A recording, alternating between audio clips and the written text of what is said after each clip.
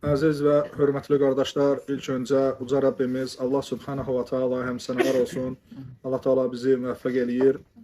Özün məclisində iştirak etməyə, dinimizi öyrənməyə, cahilliyi üzərimizdən qaldırmağa, mərəhləri ilə bir məclisdə olmağa, həmçinin salihlərin məclisində olmağa. Əziz qardaşlar, bunların hamısı dünyada müsəlmana verilən nemətlər içərisində ən dəyərlisidir, ən hörmətlisi, ən ucasıdır. Həmçinin buna müvəffəq olmaq. Neçə müsəlmanlar vardır ki, bu nemətdən, bu fəzilətdən məhrumdurlar. Bu xeyri əllərindən veriblər. Hansı ki, dinlərini öyrənməkdə qafildirlər. Dinləri öyrənməkdə səhlənkardirlar. Halbuki bu elm, bunu öyrənmək hər bir müsəlmana vacibdir. Peyğəmbərimiz sallallahu aleyhi ve sellem buyurur ki, elm tələb etmək hər bir müsəlmana fərzdir. Yəni, hər bir qadın, kişi, böyük, kiçik, hər bir müsəlman dinindən zəruri olan şeyləri öyrənməlidir. Zəruri olan şeylər nədir? Əqidə, təvhid, iman məsələsi və həmçinin də gündəlik yerinə yetirəcək ibadətlərin fikhini, halal haramı. Hər bir müsəlman bunu öyrənməlidir. Öyrənməlidir və bunu da dəlilləri ilə öyrənməlidir. Necə ki, biz dəfələrcə deyirik ki, elmin tərifində, elmin mənasında deyirik ki, elm odur ki, Allahı öyrənib tanımaq, elm, həqqi hansı ki, insana cənnətə götürən, dünya və axirətdə insanı xoşbəxt eləyən, vacib olan, qarşılığında cənnət vəd olunan, günahların bağışlanmasına səbəb olan, fəzilət təyin olunan elm odur ki, Allahı öyrənib tanıyasan. Bax, budur. İkincisi, Peyğəmbərimiz sallallahu aleyhi və səlləmi, Muhammed sallallahu aleyhi və səlləmi öyrənib tanımaq. Üçüncüsü də İslam dinini dəlilləri ilə öyrənməkdir. Budur insanı bu dünyada xoşbəxt eləyən, həmçinin də axirətdə xoşbəxt eləyən. Bu üç. İnsanı cənnətə aparan, cənnətə gedən yolunu asanlaşdıran. Hər bir müsəlman bunu öyrənməlidir. Rəbbi barəsində cahil qalmamalıdır. İnsan Allah barəsində cahil qalanda imanında, təvhidində, ixlasında, təqvasında problemlərlə yaşayır. Həmçinin Peyğəmbərimiz sallallahu aleyhi ve səlləmin öyrənməyəndə, hansı ki, şəhadətin ikinci hissəsi ki var, Muhammed Rasulullahın tələblərindən birisi də odur ki, sən şəhadət verirsən ki, Muhammed sallallahu aleyhi ve səlləm onun qulu və elçisidir. Və sən bunu öyrənməlisən. Halbuki hamımız etiqad edirik və hamımız öz nəfsimizdən, öz canımızdan, malımızdan, övladlarımızdan, valideynlərimizdən də Muhammed sallallahu aleyhi ve selləmi daha çox sevirik. Belə olduğu təqdirdə biz onu daha yaxşı öyrənməliyik. İtaətimiz, sevgimiz, bağlılığımız daha çox olsun. Və onun yolundan sapmayaq və onun yolunda bidətlərə düşməyək. İslam dinində insan dəlilləri ilə öyrənməlidir. Rəy üzərində, təqlid üzərində, kör-körənə dinini yaşamamalıdır. Dinini hər bir müsəlman bəsirət üzərində, elm üzərində yaşamalıdır. Hətta həm dünyada, həmçinin də axirətdə xoşbəxt olsun deyə, bədbəxtçilik olmasın deyə. İnsan dinini dəlilsiz yox, dəlilləri ilə öyrənməlidir. Bax, elm budur. Dəlillə öyrənilənə elm deyilir. Hansı ki, mənbəsi, qaynağı Quran və sünnədir. Əziz qardaşlar, biz Əl-Əməl-ü Salih kitabını götürürük, Salih Əməl kitabını, hansı ki, bu kitabda Peyğəmbərimizin sallallahu aleyhi və səlləmin hədisləridir. Kitabda salih əməllərə bizi yönəldən, salih əməlləri bizə bildirən, bunu bizə rəğbətləndirən, həvəsləndirən Peyğəmbərimizin sallallahu aleyhi və səlləmi bu barədə gələn hədislər toplusudur. Bugünkü mövzuda müəllif deyir ki, Əvqatun nəhyi ən salatin nafilə. Nafilə namazı qadağan olunan vaxtları, nafilə namazın qılmağının qadağan olunan vaxtları barəsindədir. Deməli, əziz qardaşlar, görsün müəllif burada dedi ki, nafilə namazı. Deməli, fərz namazının qadağan olunan vaxtı yoxdur. Fərz namazının ümumiyyətcə girib və çıxma vaxtı var. Həmən vaxt arasında müsəlman namazını qılmalıdır. Namazın da, fərz namazında ən fəzilətli qılma vaxtı ilk girən qılınan vaxtıdır. Yəni, orta vaxtda, axır vaxtda qıla bilər. Amma ondan sonra qılınarsa da artıq insan qəsdən, necə ki, biz keçən dərsdə dedik ki, yuxuda səhlənkarlıq, yuxuda təfrit yoxdur. Təfrit nədir? Səhlənkarlıq nədir? Oyaq qalandadır. İnsan oyaqdır, namazın vaxtı keçir, namazın vaxtını keçirdi, sonra qılır. Yəni günah bundadır. Səhlənkarlıq yuxuda isə səhlənkarlıq yoxdur. Çünki insan yatıb da, yəni öz xəbəri yoxdur. Xəbəri yoxdur. Amma yenə də dedik ki, bunu da belə də olmaz. İnsan səbəbləri tutub, yəni yuxu onda yatıb qalmamalıdır ki, bu özünə bəhanə gətirməməlidir ki, yuxuda səhlənkarlıq yoxdur, elə heç bir səbəbdən tutmayım, budilniki qurmayım və digər lazım olan səbəbləri tərk edeyim, yatım nə vaxt duraram, onda qılaram. Bu da olmaz, düzgün deyil. Deməli, əziz qardaşlar, nafilə namazları, bəzi vaxtlar var ki, o nafilə namazları qılmaq sünnədə qadağası gəlir. Peyğəmbərimiz sallallahu aleyhi ve selləm həmən vaxtları namaz qılmağı qadağan eləyibdir. Qadağan eləyibdir. Bu ümumən 5 vaxtdır, xüsusən 3 vaxtdır. 3 vaxtdır. Ümumi hansıdır, xüsusi hansıdır? Yəni o 5-in içindədir. Xüsusi odur ki, gün çıxan vaxtı, gün batan vaxtı, bir də gün orta, gün zenitdə duran vaxtı. Yəni zöhr namazına 10-15 dəqiqə qalmış. Bu xüsusi vaxtlardır. Bircə dənə gün orta vaxtı, günə zenitdə duran vaxtı, cümə günü, gün orta vaxtına bu aid edilmir, şamil edilmir. Yəni səhər axşam yerində durur. Bircə dənə gün orta vaxtı ki var, həmən vaxtı insan yəni ki namaz qıla bilər. Çünki cümə günü gün orta qılınan namazın adı zöhr namazı deyil, cümə namazıdır. Bu xüsusi vaxtı. O yerində qalan ikisi isə sübh namazından sonra, yəni namazın özünü qılandan sonra vaxtı çıxana kimi. Bir də əsr namazını qılandan sonra vaxtı çıxana kimi. Yəni məğrib namazın vaxtı girənə kimi. Yəni məsələn sən sübh namazını girəndən 10 dəqiqə sonra qıldın. Bundan düz nədir? Namazın vaxtı çıxana kimi. Və yaxud da ola bilsin 10 dəqiqə sonra yox, yarım saat və yaxud da 1 saat sonra qıldın. Bundan sonra artıq namaz qılmaq, nafilə namazı qılmaq nədir? İcazəli deyil. Amma bəzi istisnalar var ki, səbəbli namaz varsa, əziz qardaşlar, namazı qılmaq olar. Səbəbli namaz varsa. Onlardan səhər vaxtı ki qılınır, sübh namazının sünnəsi. Ötürdün. Deyək ki, insan gəlirdi cəmaat namazını qılmağa, gəldi, gördü ki, artıq cəmaat namazı başlayıbdır. Fərz namazı qılınan yerdə durub bu insan nafiləni və ya da sübh namazının sünnəsini qılas deyil ki. Onda insan nə eləyir? Birinci fərzi qılır, sonra isə sübh namazından sonra dedik axı namaz gün çıxana kimi namaz qılmaq olmaz. Amma sübh namazının sünnəsini qıla bilər insan. Sübh namazının sünnəsini qıla bilər. Amma ən yaxşısı, əfsəl olanı odur ki, vaxtı çıxandan sonra qılsın. Əfsəl olanı budur. Amma insan həmən vaxtı qılmaq istəmirsə də icazəlidir. İcazəlidir ki, sübh namazından sonra bu namazı, ötürdüyü nafilə namazını qılsın. Biz ümumiyyətcə nafilə namazların vaxtından sonra, yəni öz vaxtından sonra başqa vaxtda qılınmasının, növbəti namazın vaxtında qılınmasının, belə bir söz desək, qəzasının qılmasının fikri barəsində keçmişik sizə. Bunun qaydalarını keçmişik. Hansı hallarda qılmaq olar, hansı halda qılmaq olmaz. Yəni ki, bu səbəb də, bu nafilə qadağan olunan vaxtda, nəhy olunan vaxtda sübh namazının sünnəsini qılmaq olar. Çünki bu səbəbli namazdır. Bundan əvvəl də həmçinin buna dəlil var. Çünki Peyğəmbər sallallahu aleyhi ve selləm bir dəfə cəmaat namazını qıldıranda, sübh namazını qılıb qutarandan sonra görür sahabələrdən bir nəfər nafilə namazı qılar. Yəni 2 rükət namaz qılar. Namazı qılıb qutarandan sonra deyir ki, sən bilmirsənmi ki, sübh namazından sonra namaz yoxdur. O deyir ki, Allah Rəsulü, mən sübh namazının sünnəsinə çatmadım, yəni qılmadım da, onu qıla bilmədim. Cəmaat namazına gəldim, qoşulum. Onda Peyğəmbərimiz sallallahu aleyhi ve selləm susur, heç nə demir. Bunun susması da biz hədisin tərifində götürmüşdük ki, bu özü nə deməkdir? Hədis deməkdir və susması özü icazəli olmağına dəlalət edir. Başqa bir hədisində isə Peyğəmbərimiz sallallahu aleyhi ve sellem nə buyurur? Kim sübh namazının sünnəsini qılmazsa, qoy gün çıxandan sonra qılsın. Ona görə bu hədisə görə alimlər deyiblər ki, gün çıxandan sonra qılmaq, çünki Peyğəmbər sallallahu aleyhi ve sellem sözünə görə daha əfsəldir. O birisi isə susmasına görə də icazəlidir. Yəni bu səbəbdir ki, əziz qardaşlar, səbəb olduğuna görə həm hədis var deyə, həmçində belə ümumən ratibə sünnət olduğuna görə, vaxtında qılınmadığına görə insan bunu qadağan olunan vaxtı da eləyə bilər, qıla bilər. Amma yəni ki, bu yüngül qadağada qıla bilər. Hansı ki, dedi ki, bu 5 qadağadan 3'ü şiddətlidir, 2'si yüngüldür. Yüngül hansıdır, əziz qardaşlar? Yüngül olanı sübh namazından sonra gün çıxana kimi, bir də əsr namazından sonra gün batana kimi. Bunlar yüngüldür.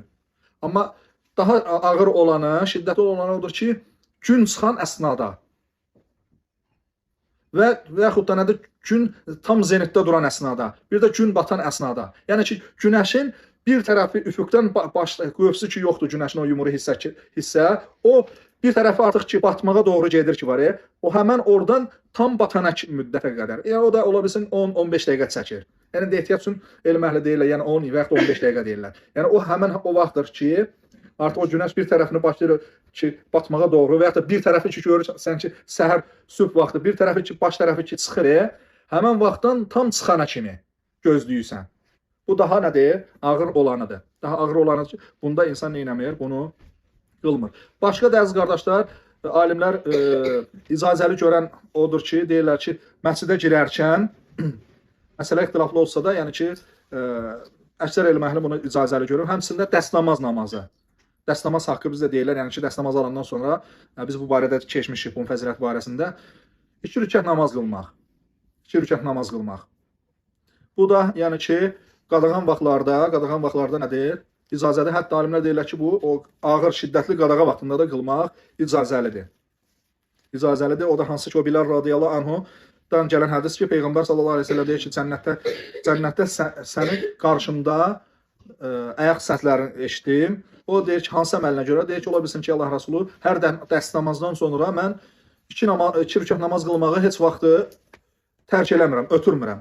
Alimlər deyirlər ki, bunu şəxsən Şeyx Süleyman Ruhelidən eşitmişəm. Alimlər deyirlər ki, Peyğəmbər sallallahu əleyhi və səlləm əgər bunda bir problem olsaydı, yəni o hanın o vaxtları, Peyğəmbər sallallahu əleyhi və səlləm dərhal onu nə edərdi? Qadağan edərdi. Çünki Peyğəmbər sallallahu əleyhi və səlləmə vacibdir ki, yəni həmin çünki bu deyir ki, mən nə vaxt dəst namaz allamsa da 2 rükət namazı ötürmürəm. Çünki bu belə deyirsə də Allah Rəsulu o qadağan vaxtları bilir axı. İnsan, yəni başqa insan qafil ola bilər, unuda bilər, ümumiyyətcə ondan xəbəri olmaya da bilər. Amma Peyğəmbərimiz sallallahu əleyhi və səlləm şəriət onu gəlib də o insanlara təbliğ eləyir onu. Əgər bunda bir problem olsaydı, dərhal Peyğəmbərimiz sallallahu əleyhi və səlləm ona bildirərdi və bildirmədiyində onu göstərir ki, bu əməlin caiz olmasını. Keçək hədisə əziz qardaşlar. Deməli, müəllif 142-ci rivayətdə deyir ki, İbn Ömər radiyallahu anhuma rivayət edir ki, Allah Rəsulu sallallahu əleyhi və səlləm belə buyurmuşdu.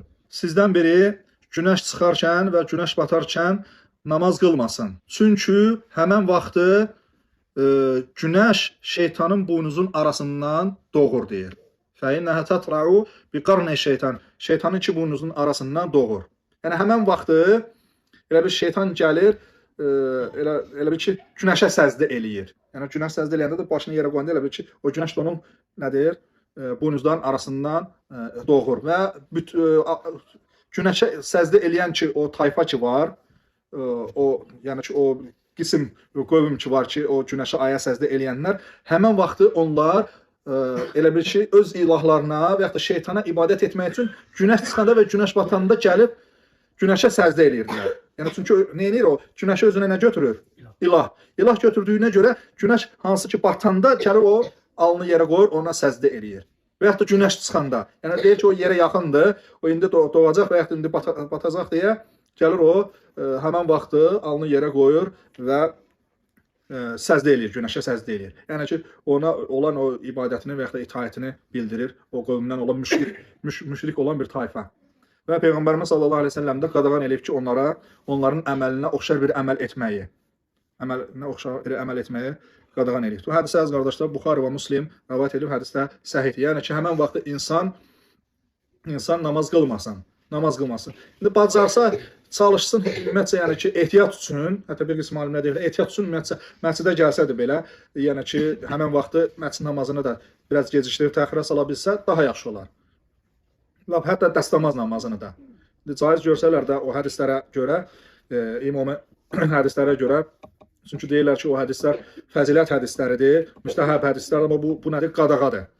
Qadağan olduğuna görə bu qadağa elə o müstəhəbi qarşıladığına görə, qarşısına keçdiyinə görə bir qism alimlər deyirlər ki, bu vaxtı ümumiyyətcə heç bir namaz qılınmaz. Heç bir namaz, hətta fərz namazını belə həmən vaxtı qılmağı caiz görməyən alimlər var. Onda oturub gözləyək, yoxsa ayaqüstə gözləyək? Yox, ayaqüstə. Məsciddəsənsə də, yəni nə eləyirsən, gözləyirsən. Yəni evdəsənsə də dəstəmaz alıbsansa da oturub gözləyirsən. Yəni evdə məcbur deyilsən ki, sən yəni ki, məscid namazı yoxdur evdə. Məscid namazı harda qılınır? Məscidə girərkən. Allahın evinə girən insan Allahın evində namazla oturmaq istəyirsə də namazla oturmalıdır. Bu da Allahın evinə olan ehtiramdandır, hörmətdən dolayıdır ki, Allahın evinə ona namaz qılaraq oturur. Növbəti 143-cü rivayətdə İbn Ömər radiyallahu anh rivayət edir ki, Allah Resulü sallallahu aleyhi və səlləm belə buyurmuşdur. Günəşin tərəfi, yəni ki, o yumru hissəsi ki, yoxdur, o çıxan zaman namazı gecikdirin, hətta tam çıxana kimi, qalxana kimi və günəşin bir tərəfi batana kimi namazı tam günəş batana, günəş itənə kimi gecikdirin deyir. Hədisi yenə Buxari və Müslim rivayət etmişdir, hədis səhihdir. Növbəti fəsildə əziz qardaşlar, müəllif deyir ki, fadlu intizar salah, namazı gözləməyin fəziləti. 144-cü rivayətdə Abdullah ibn Amr radiyallahu anhuma rivayət edir ki, biz Allah Resulü sallallahu aleyhi və səlləmlə birgə məğrib namazını qıldıq. Qaydan qayıtdı, yəni ki, namazı qılandan sonra oradan ayrılıb qaydan getdi. Və deyir ki, qalan da qaldı deyir orada. Və deyir, Peyğəmbər sallallahu aleyhi və səlləm tələsik, tənginəfəs olaraq gəldi. Yəni, qaçaraq tələsik gəldi və bu zamanda elə bir ki, onun yəni, o hərəkətindən elə bir ki, dizləri açılmışdı. Çünki Peyğəmbər sallallahu aleyhi və səlləm geyinəndə balağı çox gödək olardı.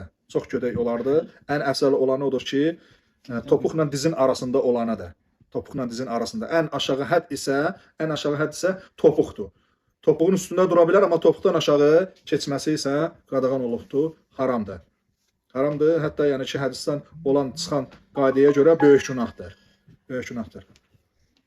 Və Peyğəmbər sallallahu aleyhi ve sellem bu zaman gələndə bu deyir ki, müjdələnin, deyir ki, sizin Rəbbiniz səmadan bir qapı açmışdı.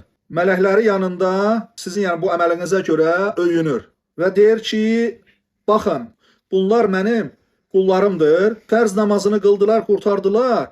İndi isə onlar növbəti namazı gözləyirlər. Bu da, əziz qardaşlar, bu fəslin ünvanına uyğun olaraq nədir bu hədisin bu hissəsi? Növbəti namazı gözləməyin fəziləti. 145-ci rivayətdə, əziz qardaşlar, Əbu Hüreyrə radiyallahu anh rivayət edir ki, Allah Resulü sallallahu aleyhi və səlləm belə buyurmuşdu. Bir namazdan sonra növbəti namazı gözləmək, atına minib,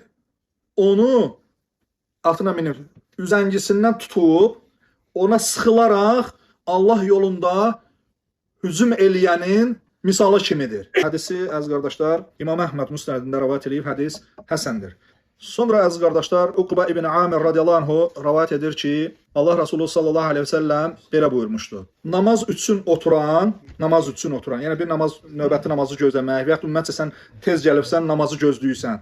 O ibadətdəki kimidir. O evindən çıxıb, məscidə namaza gəlib və evinə qaydana kimi namaz qılanlardan sayılar. Deməli, bu hədisi İbn Hibban rivayət edibdir öz səhih kitabında. Şeyx Albani də, Şuayb Arnavut da hədisə səhih demişdi. 147-ci rivayətdə müəllif deyir ki, an Əbi Hüreyrə radiyallahu anhu ənə Rasulullah sallallahu aleyhi və səlləm qal, ələ uxbirukum bimə yamhullahu bihi əl-xataya və yərfa'u bihi dərəcət isbəğul vudu aləl-məkarih və kəthratul xuta iləl-məsəcid və intizarul salati ba'da salah fəzəlikumur ribat, fəzəlikumur ribat. Əbi Hüreyrə radiyallahu anhu rivayət edir ki, Allah Resulü sallallahu aleyhi və səlləm belə buyurmuşdur. Bu hədisi biz bir neçə dəfə keçmişik və məşhur bilinən hədislərdəndir. Peyğəmbər Allah Resulü sallallahu aleyhi ve sellem deyir ki, sizə Allah nə ilə günahları sildiyi barəsində xəbər verimmi? Deyir ki, və dərəcələrin qalxması barəsində. Buyurur ki, çətinliklərə rəğmən dəstəmazı mükəmməl almaq. Yəni, soyuq vaxtı, insan xəstə deyil, soyuq vaxtı dəstəmazını mükəmməl, kamil, gözəl formada, yəni ki, 3 dəfə yuyaraq əzaları o formada dəstəmazını alması. Bu bir. İkincisi, məscidlərə doğru çoxlu adım atmaq. Üçüncüsü də namazdan sonra namazı gözləmək. Ağır da insan namazdan sonra oturur namazı gözləyir. Amma indi insanlar nədir? Elə namazını qılmaz, götürür sosial şəbəkələrdədir.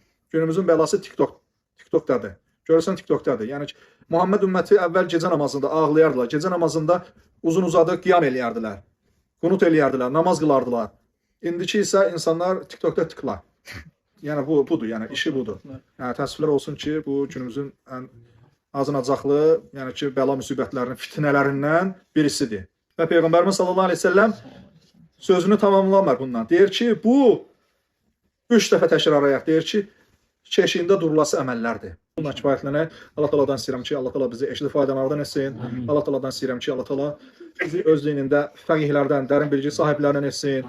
Allah Taala'dan istəyirəm, Allah Taala bizi elmə olan həvəsimizi, himməmizi bundan sonra da artırsın. Bizi müvəffəq eləsin. Allah Taala'dan istəyirəm, Allah Taala bizim bütün günahlarımızı bağışlasın, bizə əfv etsin. Allah Taala'dan istəyirəm, Allah Taala bizi daim harada olduqsa olaq, qorusun, hifz etsin. Allah Taala'dan istəyirəm ki, Allah Taala bizi burada yığıb cəm etdiyi kimi uca cənnətdə sevimli Peyğəmbər Muhammed sallallahu əleyhi və səlləm yanında bizi yığıb cəm eləsin, toplasın. Daha doğrusunu Allah bilir və sallallahu alə nəbiyyina Muhammedin və alə alihi və ashabihi ecmaîn. Subhanakallahumma bihamdik, əşhadu an la ilahe illa ent, əstəğfiruka və ətubu ileyh.